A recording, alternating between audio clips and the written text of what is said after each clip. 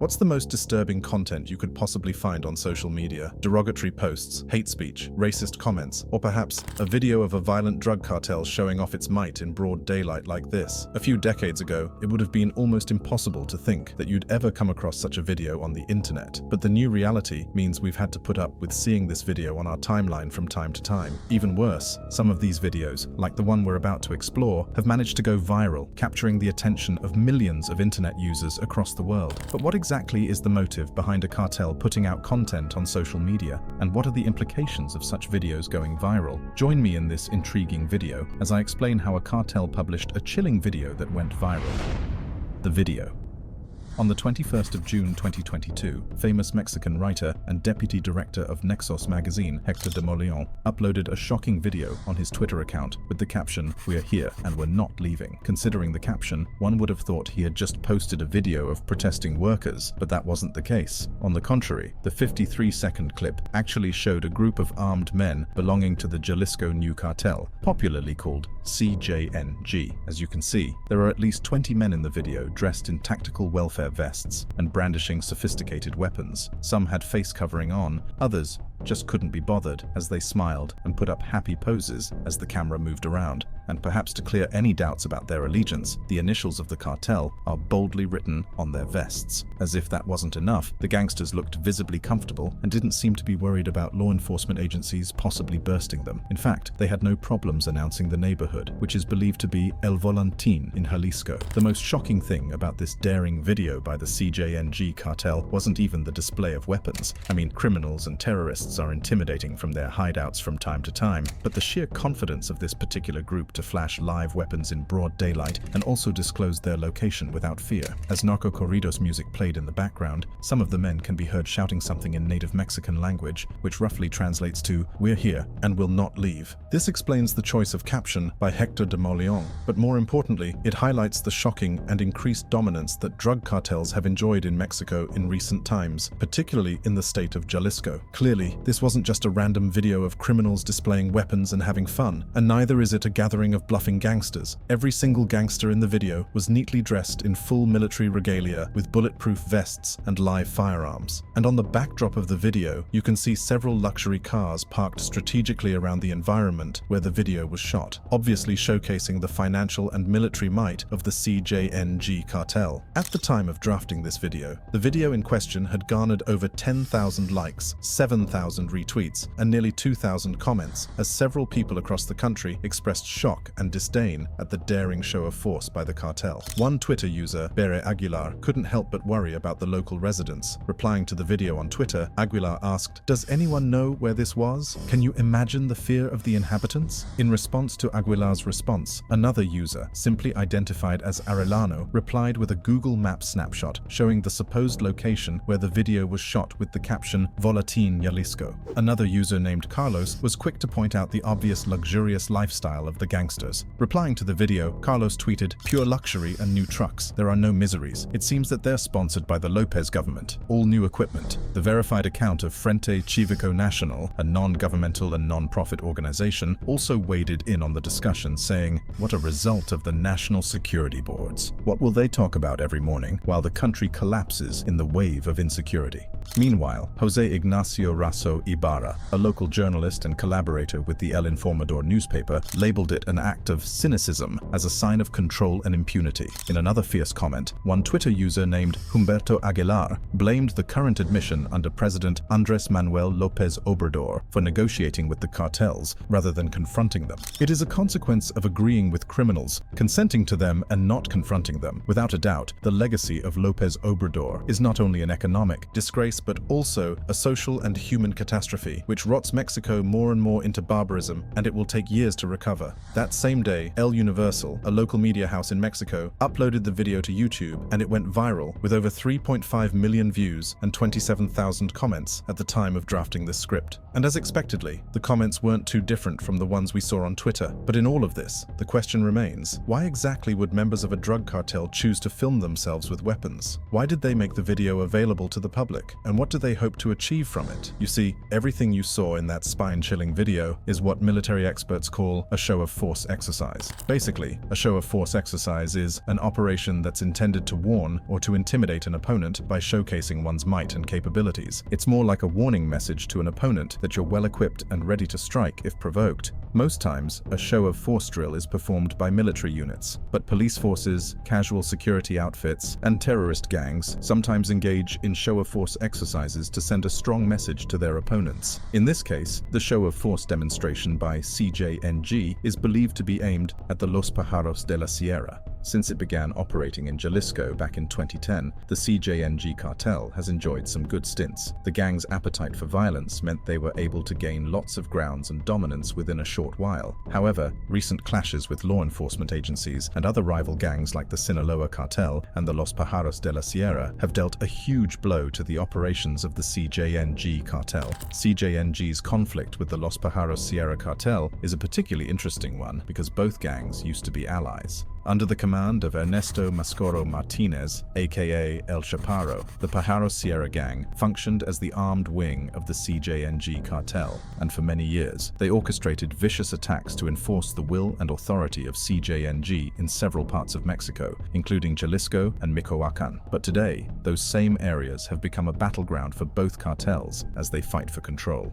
According to reports, the rift between both parties began when members of the CJNG cartel assassinated El Chaparro's brother. As expected, El Chaparro interpreted it as an act of betrayal, and the hurt from that experience prompted him to form the Pájaros Sierra gang. And ever since then, both criminal groups have been at odds. In one of their earliest clashes, the CJNG cartel and Los Pájaros Sierra clashed in Marcos Castellanos, a municipality in San Jose de Gracia, Michoacán. During this brutal confrontation, residents witnessed a massacre in which 11 people lost their lives. Some sources claim the attack was executed by members of the CJNG cartel, but official government sources suggest otherwise. Confirming the incident, Michoacán prosecutor Adrian Lopez Solis said the multiple homicide incident was a result of a face-off between two criminal cell leaders. And contrary to what was initially reported, Lopez says the attack was actually initiated by a group of henchmen belonging to the Los Pájaros Sierra gang. Under the command of Abel Alcantar Garcia, aka El Viejon, this unit of Pájaros Sierra fighters murdered a top member of the CJNG cartel known as Alejandro Garcia, or El Pelon. The chain reaction from that single assassination is what led to the death of several people and the destruction of multiple properties. Surprisingly, the bodies of the victims were removed by the assailants after the attack. So, by the time the authorities arrived at the scene, they couldn't find any human remains. However, blood samples taken from the scene showed that at least 11 people lost their lives in the encounter. 1 month later, the Pájaros Sierra gang deployed several trucks full of armed men from Michoacán to the municipality of Tamazula, Jalisco, in what very much looks like a show of force. In response, the hierarchy of the CJNG cartel sent one of its most trusted commanders, El Nabo, and a group of armed men to the area. This was a clear signal that they were not ready to back down, even in the face of threats and intimidation from the Pájaros Sierra cartel. And judging by CJNG's long history of violence, it was only a matter of time before they got their revenge. On the 1st of May 2022, a shootout ensued between these two rival gangs near the town of La Estacada in Mazamitla. According to local authorities, the gunfight lasted between 2 and 4 p.m., leaving 4 innocent civilians dead. Reacting to the incident, the mayor of Mazamitla, George Magana, urged residents to stay indoors and remain calm. "We ask the population in these difficult moments to remain calm," George explained. "I will be informing them about the situation." There are reports of violence in the vicinity of the municipal capital. Following the incident, the government deployed personnel from the National Guard, Ministry of National Defense, as well as state and municipal police to Mazamitla in a bid to restore peace and bolster the security architecture within the area. But it didn't seem to have much effect on the operations of the cartel. Exactly 5 days after the shootout, residents of Mazamitla cited 2 banners signed by CJNG's leader Nemesio Oseguera Cervantes, alias El Mencho, to all the general population of Mazamitla and its surroundings. "We are Cartel Jalisco Nueva Generación. Through this this means we are acknowledging that we are here and that our fight is not against innocent civilians and the government. We are looking for Ernesto Mascoro, alias El Chaparro, and all his son of bitches that are called Pájaros Sierra, a bunch of lowlifes. And we will not permit rats and vulgars. One by one they will fall, son of bitches, traitors. And also, to law enforcement authorities that support them, you better get out of the way. If not, we will f you up. For a Mazamitla free of rats. Yours, sincerely, El Mencho. A few days later, news emerged that the CJNG had captured several members of the Los Pájaros Sierra cartel, and in no time, video evidence was all over the internet. In one of the videos, a member of the Pájaros Sierra gang was being interrogated about the whereabouts of another member of the gang named Canelo Puca Chaparrón. De la casa del Canelo, del Puca, de Chaparrón y de todos ellos que andan con los pájaros. Empieza a hablar. Ya, ok. Mira, el Canelo, el Canelo vive de donde está el puente de Santana. Adelantito como a unas 5 casas. In another sequence of the video, the captive is asked to reveal the location of another Pájaros Sierra gang member named Puca. Not only did the captive provide this information, he also revealed the type of car that the so-called Puca was using at the time. He also gave out highly sensitive information that could lead to the arrest of other members of the Pájaros Sierra cartel. Beyond the rift with the Pájaros Sierra cartel, CJNG is also entangled in conflicts with other cartels. According to the numbers released by the Armed Conflict Location and Event Data Project, the CJNG cartel has been involved in over 40 violent confrontations between 2018 and 2022 alone, and considering the number of reported clashes in the last few months, this figure is expected to rise even further this year and in the coming years. CJN intimidation tactics. The CJNG cartel is a relatively young group compared to rivals like the Sinaloa cartel and Gulf cartel. While gangs like the Sinaloa cartel and the Gulf cartel have been in existence since the 1980s, CJNG only came into the picture sometime in 2009. The story of CJNG's formation starts when a top member of the Sinaloa cartel, Ignacio Coronel, popularly known in the criminal underworld as Nacho, was killed by the security operatives. You see, before Nacho's death, he gave orders to Oscar Orlando Nava Valencia, aka El Lobo. But here is where things get interesting. El Lobo was the leader of the Milenio Cartel, a notorious gang that worked as a wing of the Sinaloa cartel. So in other words, Nacho controlled the activities of the Milenio Cartel by proxy up until his death. Shortly after Nacho's death, El Lobo was arrested by the local authorities. This development created a significant leadership void in the Milenio Cartel as multiple factions broke out. One of these factions, named the Torcidos, evolved to become the criminal group that is known across the world today as the CJNG cartel. And thanks to its excessive appetite for violence and terror, the gang has grown from a regional drug syndicate group to before one of the biggest and most powerful cartels in Mexico. Under the guidance of its leader El Mencho, the cartel has exceeded all expectations to deliver just about the same efficiency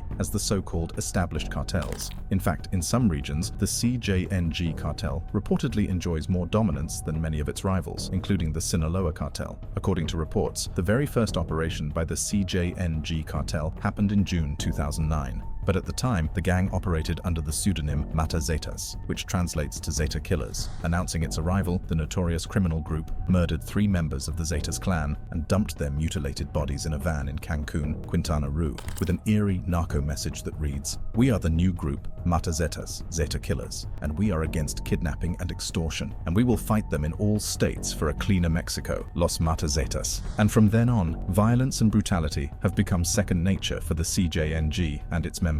In September 2011, about a year after it was officially formed, road users in the Boca del Rio region of Veracruz were treated to a horror show when members of the CJNG cartel dumped 2 trucks filled with mutilated bodies on a busy highway during rush hour. Confirming the incident, the Veracruz state prosecutor at the time, Ronaldo Escobar, told reporters that the victims, which included 23 men, 12 women, and 2 minors, were people involved in organized crime. Many believed that most of the victims were members of the Zetas cartel, and to corroborate this suggestion, the assailants attached a narco message with the initials GN and a warning note to the Zetas cartel. Less than 1 year later, violence gripped the Mexican border city of Nuevo Laredo as CJNG, the Sinaloa Cartel, the Gulf Cartel, and the Los Zetas gang wrestled for dominance. In the first phase of the four-way fight, 23 headless bodies were dumped in a part of the city alongside a narco message. A few days later, 9 mutilated bodies were found hanging off a bridge. At this point, rival gangs could already tell that the CJNG cartel was up to no good, but little did they know the brutal scenes they had seen in Veracruz and Tamaulipas were only the tip of the iceberg. In April 2015, the Mexican government was left stunned when members of the CJNG cartel laid an ambush for a convoy of elite police officers heading to Guadalajara from Jalisco. According to reports, the gangsters mounted roadblocks using burning vehicles before unleashing terror on the officers with machine guns and grenade launchers. A few hours later, local sources reported that 15 officers had lost their lives and 5 others sustained injuries during the attack. This obviously wasn't the first time that a cartel would engage security operatives in a gun battle. However, the fierce and brazen nature of the encounter was something that many people were not expecting to see. Following the assault, Mike Vigil, a former DEA agent, said the influence of the CJNG cartel was spreading like a cancer in Mexico. It's the fastest expanding cartel, and they could, in the near future, overtake the Sinaloa cartel as the most significant organized crime group in Mexico, Mike explained. Just 1 month later, the CJNG cartel was back at it again with a series of attacks that terrified residents of Jalisco for several hours. At the peak of the action, members of the gang brought down a military helicopter using a rocket-propelled grenade. 6 soldiers were killed when gunmen from the new generation Jalisco cartel used a rocket-propelled grenade to bring down an army helicopter that was pursuing a cartel convoy on Friday, the National Security Commissioner, Monte Alejandro Rubido, told Televisa. At least 6 soldiers died as a result of this crash, but the casualties from the resulting violence were far worse. In addition to downing the military chopper, the cartel engaged other units of the police and military in fierce ground battle in Jalisco and 3 neighboring states, and as expected, many civilians were caught in the crossfire. A total of 7 civilians were killed, while 19 others sustained injuries of varying degrees. On top of that, 11 banks and 16 petrol stations were razed as the notorious criminal group showcased its offensive strength in full. Before then, drug cartels like the Los Zetas and many others have been known to use RPGs during fights with rival gangs and security operatives. But critically, this particular assault was the first time a drug cartel had successfully downed a military aircraft using the weapon. This shows that apart from being well-equipped, CJNG fighters are also well-trained and exceptionally skilled in how to use sophisticated weapons. Following this widespread attack, the government threatened fire and brimstone with National Security Commissioner Monte Alejandro Rubido, specifically stating that the full force of the Mexican state will be felt in the state of Jalisco. But those words didn't have any significant effect. If anything, it felt like the cartel actually became more emboldened by those threats. On February 11th, 2018, a video surfaced online showing 2 members of the organized crime unit of Mexico's Attorney General's office, CEIDO, being interrogated by members of the CJNG cartel. The CEIDO agents named Alfonso Hernandez Villavicencio and Octavio Martinez Quiros were kidnapped 6 days earlier around Nayarit. In the interrogation video uploaded on YouTube, they were seen criticizing the Mexican government and the existing security policy, obviously under duress. But even that wasn't enough to earn them freedom, because the gang eventually murdered them and dumped their body in a street in Jalisco. That same year, the cartel kidnapped and assassinated 3 students between the ages of 20 and 25. These students didn't exactly have any business whatsoever with CJNG or any other violence. In fact, their only offense was filming unknowingly working with one of CJNG's associates and filming a house that was being watched by the cartel. And of course, in its usual barbaric way, the gang was in so much haste to spill blood. So much so that instead of carrying out due diligence, they tortured one of the students to death while trying to make him admit that he and his colleagues worked for a rival cartel. As if that wasn't shocking enough, the gang went ahead to murder the remaining students out of fear that they might give useful information to the police if they are released. Beyond its fight with security operatives and rival cartels, the CJNG gang sometimes parades itself as an upholder of the law. But as expected, its mythical rule book is filled with barbaric laws. And even worse, the cartel's way of implementing these laws is much different from how the police or the military would implement it. For instance, in December 2020, members of the CJNG cartel threw 3 persons, including a pregnant woman in her early 20s, out of a moving truck onto a road in Guanajuato. Surprisingly, by the time rescuers found the victims, all 3 of them were still alive. However, their hands were amputated, and a chilling note was strapped to their body as they reeled in pain. This happened to me for being a thief and because I didn't respect hardworking people and continued to rob them, the note read. Anyone who does the same will suffer. Signed Elite Group. It would appear that the cartel had caught them cheating and decided to chop off their hands as punishment for the offense. Earlier that month, Aristoteles Sandoval, a former governor of Jalisco, was murdered while using the restroom in a restaurant in Puerto Vallarta. Again, no criminal gang claimed responsibility for the assassination, but official sources say they have strong reasons to believe that the attack was orchestrated by the CJNG cartel. Fast forward to April 2021, a high-level drone attack in the western state of Michoacán left 2 policemen injured. The attack wasn't officially claimed by any cartel. However, local officials were convinced it was carried by members of the CJNG cartel. In another high-profile attack, the cartel confronted the convoy of Alejandro Giammattei, Guatemala's current president. According to reports, the security team was patrolling a village called La Laguna when they were accosted by the criminal gang. Initially, the Presidential Guard team ordered the criminals to halt their advancement, but they refused. Instead, they opened fire, and the military obviously returned the favor. The number of casualties that emerged from this face-off wasn't exactly known. However, Lopez Velasquez, a high-ranking CJNG cartel member that led the assault, was injured and arrested by the Guatemalan military while his men escaped. Demonstrating its offensive firepower, the CJNG cartel has also carried out other daring attacks on the state security forces using small planes and armed drones to attack police stations and attempting to assassinate a police chief. Turf wars in Mexican cities. Beyond the CJNG cartel and its activities, Mexico is facing violent turf wars fueled by the offensive firepower and growing influence of several cartels. No doubt the CJNG is one of the biggest contributors to these wars. However, it must be said that this problem has been in existence even before the cartel was formed. Some people had initially chosen to live in denial, but undeniable evidence of the drug turf wars began to surface in 2009 when Monte Alejandro Rubido Garcia, executive secretary of the National System for Public Safety, made some very worrying comments in an interview with journalists. Speaking to CNN on the situation of drug trafficking in Mexico at the time, the high-ranked government official said that the South American country had evolved from being a drug transit country to becoming a drug-consuming country. Rubido also pointed out that the cartels behind this significant evolution are constantly involved in different scuffles among themselves, especially when it comes to territories. Of course, violence was seen as the major way of settling scores between warring cartels, and as a result, the rate of homicide and related crimes in Mexico has increased significantly over the years. In 2008 alone, a total of 5,400 people lost their lives in drug-related violence. That's roughly 46% more than the figure recorded in 2007. Seeing the implication of these numbers, several high-ranked officials in Mexico and the United States began to express concern.